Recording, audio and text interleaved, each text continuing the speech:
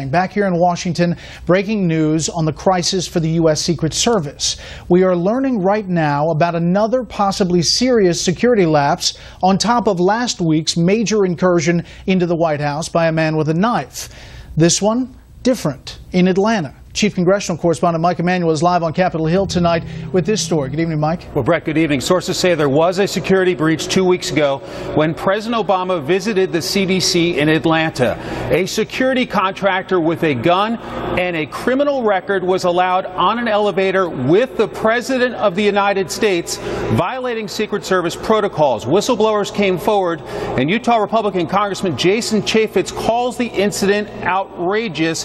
Chaffetz notes a convicted criminal was within arm's reach of Mr. Obama, and the Secret Service never did a background check.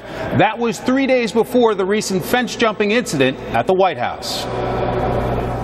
An intruder walked in the front door of the White House, and that is unacceptable.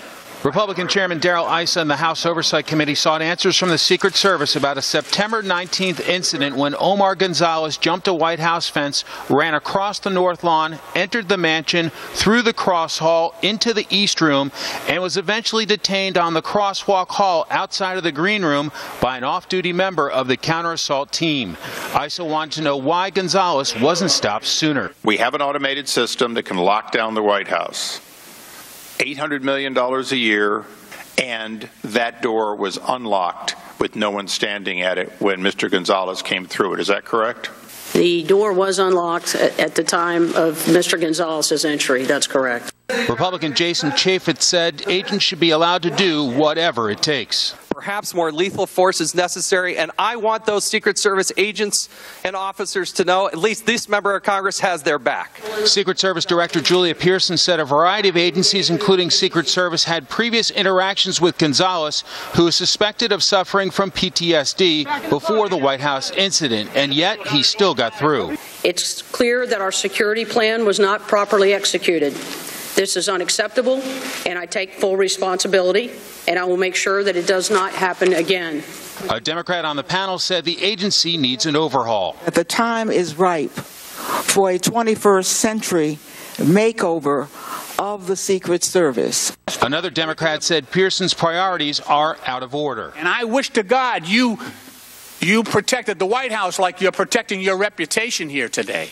There were also questions about a 2011 incident involving shots fired striking the White House, which the Secret Service didn't detect for days. You don't go through every inch of that residence.